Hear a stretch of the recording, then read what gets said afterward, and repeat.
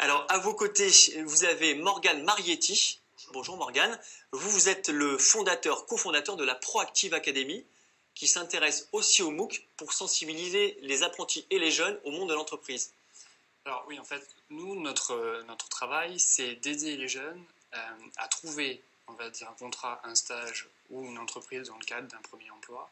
Et notre métier, en tout cas mon métier aujourd'hui, est de trouver les nouveaux outils, de nouvelles pédagogies afin de maximiser et de réussir le parcours de ces jeunes. Et donc le MOOC et le e-learning fait partie de ces sujets. Il vous faut des activités, il vous faut un professeur qui est présent, qui vous accompagne, qui scénarise. Et ça, c'est ça un MOOC, c'est un cours. Est-ce que vous êtes d'accord avec ça, Morgane? Oui, je pense que la scénarisation et le pédagogue n'est pas obligé d'être le même. Par exemple, chez nous, on réfléchit à ce que la scénarisation soit faite, par exemple, par un acteur. Ça veut dire tout le travail de dynamique, d'interactivité, etc. se fait par un acteur qui, sur l'aspect pédagogique, respecte un certain nombre d'éléments. Un acteur, ce n'est pas un prof alors? Ce n'est pas un prof.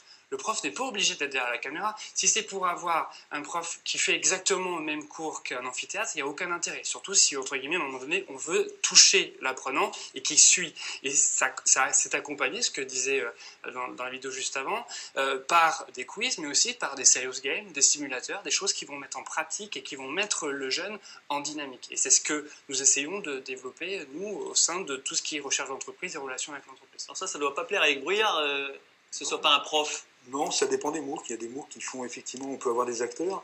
Plus les gens sont jeunes, peut-être plus on aura cette tendance à mettre des acteurs.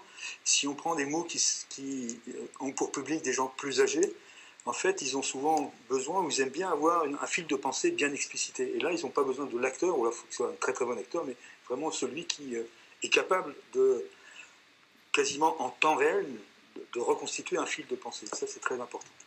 Quels sont les autres ingrédients qui composent un MOOC pour que ça puisse intéresser ceux à qui vous adressez?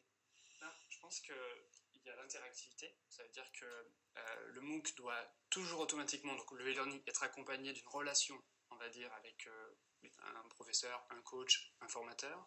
Elle doit permettre aussi l'aspect de communauté. Par exemple, qu'est-ce qui empêche d'avoir des classements, des défis entre les différents apprenants, des challenges, ce genre de choses qui vont donner une dynamique et apporter une certaine qualité, une certaine envie de revenir sur la plateforme. Il y a l'aspect aussi de connectivité, l'aspect de pouvoir transporter son cours n'importe où avec des applications, d'être sur notre tablette, etc.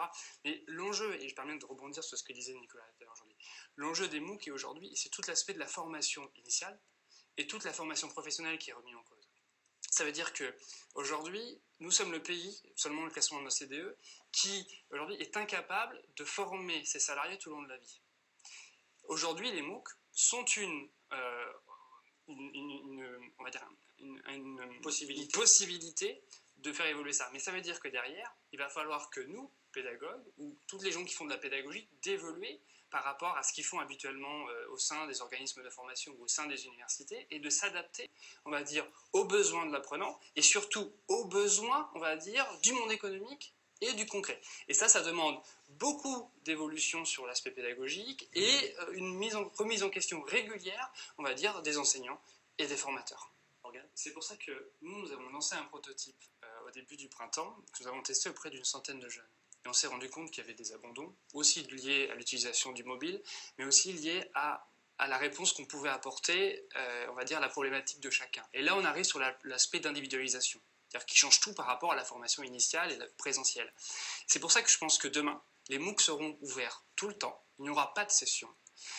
Chaque, on va dire, MOOC sera adapté par rapport aux besoins. Ça veut dire que, entre guillemets, quelqu'un qui recherche un emploi, il y a différentes étapes dans la recherche. Peut-être qu'il y a un seul aspect qu'il faudra vraiment absolument perfectionner, et peut-être pas l'ensemble du parcours qui lui seront proposés. Et il aura la possibilité de regarder ça à minuit, de regarder ça en plein été, de regarder ça en plein hiver, parce que le MOOC ou la plateforme sera totalement ouverte. Et on n'aura plus d'autant d'abandon, parce que nos spécialistes, en tout cas, là où on va essayer d'apporter, c'est réellement d'être au plus près de l'individualisation et du besoin de l'apprenant. Donc, moi, je ne suis pas d'accord avec vous. Si aujourd'hui, vous passez à côté de l'individualisation de la formation, vous passez à côté de tout l'enjeu de la formation initiale depuis les dernières années.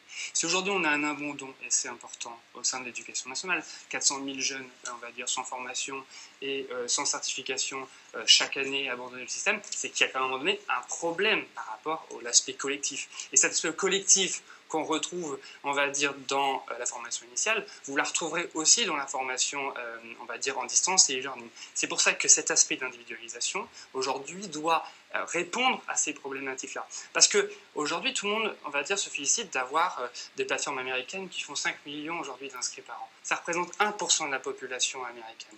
C'est rien du tout. Aujourd'hui, si on veut que ça se développe, il va falloir qu'on évolue dans nos pédagogies, qu'on évalue au plus près, qu'on réponde au plus près des besoins des apprenants et surtout au plus près, on va dire, des besoins, on va dire, du système éducatif et du concret. C'est-à-dire concrètement, moi je fais une formation, qu'est-ce que cette formation va m'apporter demain et pas dans 15 ans, 20 ans. Et c'est ça aujourd'hui qu'on ne prend pas en compte, autant dans la formation initiale que dans la formation e-learning. Voilà, c'est un peu plus compliqué que ça. C'est-à-dire que la formation initiale, si on apprend des choses, c'est qu'elles ne sont pas utilisables tout de suite. Si on apprend des mathématiques en 6e, on les utilisera de manière importante des années plus tard. L'attention, elle est toujours entre le collectif. Il faut embarquer du collectif un ensemble de personnes, parce qu'il faut socialiser, il faut aussi travailler ensemble et bien sûr ne pas se désintéresser des gens qui ont des besoins plus particuliers. Mais ce n'est pas en allant à fond vers l'individualisation qu'on va régler le problème. À mon avis, non, c'est tout à fait dangereux d'aller trop loin dans ce sens-là. Il faut un équilibre entre des phénomènes plus de personnalisation, d'individualisation, mais des visions aussi collectives de tout ça. Et le risque après, c'est qu'on fasse de l'éducation une vision de l'ensemble d'un supermarché partout, où chacun se sert comme il peut, mais surtout comme il peut, pas comme il veut. Je pense que c'est ça qui va se passer.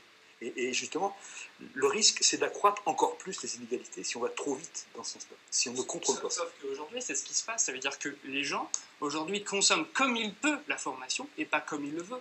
Parce qu'aujourd'hui, la formation pédagogique telle qu'elle leur est proposée n'est pas adaptée à ce qu'ils recherchent et ce qu'ils veulent réellement. Regardez aujourd'hui, on est sur des MOOC aujourd'hui qui répondent potentiellement à ceux qui n'en ont pas réellement besoin.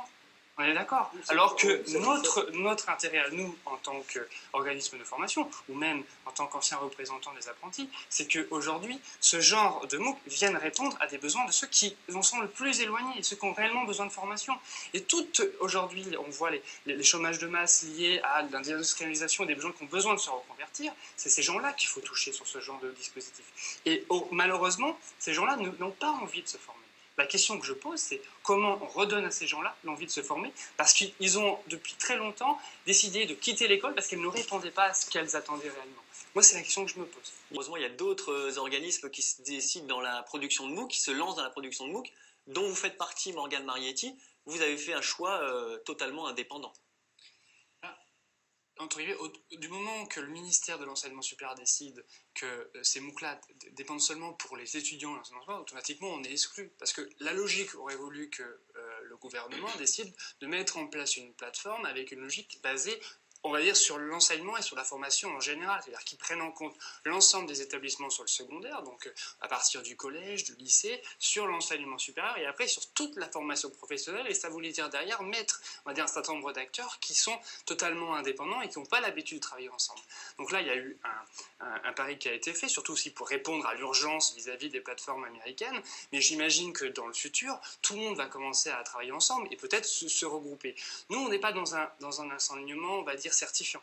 On est dans un enseignement d'accompagnement, plutôt de coaching et d'insertion, ce qui est totalement différent et qui nécessitait aujourd'hui une plateforme technologique qui, entre guillemets, n'avait pas encore de précédent avant. Donc on devait, plutôt que d'adapter la technique, on va dire, à des aspects pédagogiques, on essayé d'adapter la technologie par rapport on va dire, à des besoins, on va dire, liés à nos apprenants. Donc c'est totalement une vision différente. Mais vous en voulez quand même à Fun de vous avoir exclu? Non, j'en veux pas du tout à Fun. Je pense que c'est bien qu'il y ait une initiative qui vienne du ministère. Je pense que le ministère de l'Enseignement supérieur, de l'Éducation et du ministère du Travail et de la formation professionnelle auraient peut-être dû faire quelque chose ensemble. Maintenant, ils ont travaillé, c'est bien, il faut que les autres décident de regrouper pour que le Fun ne soit pas seulement sur l'enseignement supérieur.